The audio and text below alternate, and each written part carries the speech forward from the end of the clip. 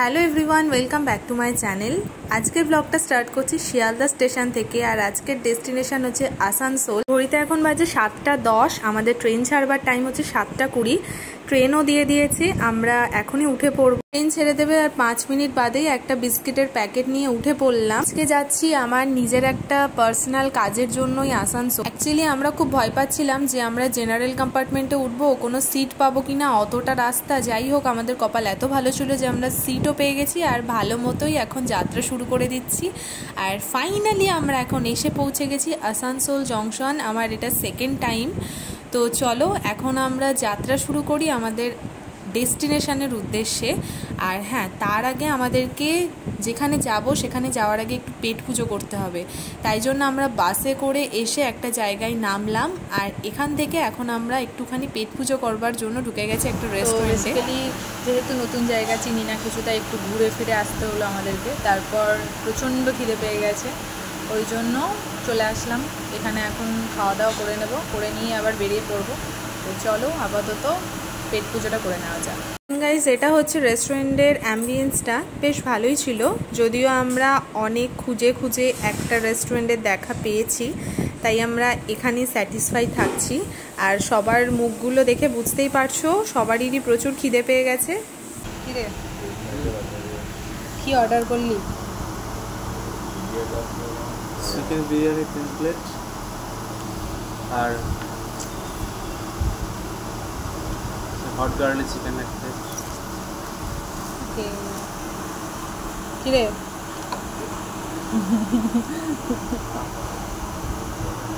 এই যে আমাদের খাবার চলে এসেছে, এগ চিকেন বিরিয়ানি। ফার্স্টে আমারটা চলে এসেছে, তারপর সায়নের। আর এখানে আমরা নিয়ে নিয়েছিলাম বাটার গার্লিক চিকেন আর রায়তা এটার সাথে দিয়েছে। বিরিয়ানি, সারাক্ষণ বিরিয়ানি পেলে আর তো কিছু চায় না। তোরও তাই বল? না না না, বিরিয়ানির টেস্টটা কেমন? এখানকার খাবার কেমন?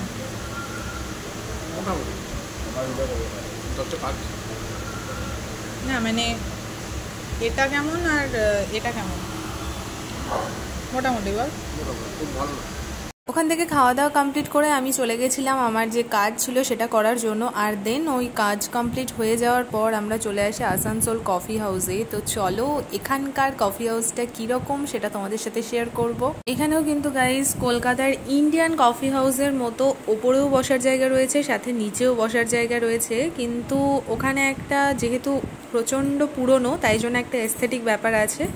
যাই হোক, এখানেও মোটামুটি ভালোই লাগলো আমার। এখানকার কফি হাউসটা তোমাদের কেমন লেগেছে অবশ্যই কমেন্ট করে জানাবে। অ্যান্ড যাই হোক, আমরা এখন আর বেশিক্ষণ টাইম এখানে ওয়েস্ট করতে পারবো না, কারণ আমাদের ট্রেনের টাইমও মোটামুটি হয়ে এসেছে। তাই জন্য এখন আমরা চলে আসলাম আসানসোল স্টেশন। 6:20 ট্রেনটা ধরবো ভেবেছিলাম, যাই হোক সেটা তো পেলাম না। তো এখন 7:21 একটা ট্রেন আছে, সেই ট্রেনটা ধরার প্ল্যানিংয়ে আছি। ট্রেনটা এমনিই লেট, জানি না কখন বাড়ি পৌঁছাবো আর কখন হাওড়া পৌঁছাবো, কিছুই জানি না। তো আপাতত এখন আমরা চলে এসেছি আসানসোল স্টেশনে। তো চলো আপাতত কি কি করি না করি সেটাই তোমরা দেখতে থাকো, আর কখন বাড়ি পৌঁছাই সেটাও তোমরা দেখো।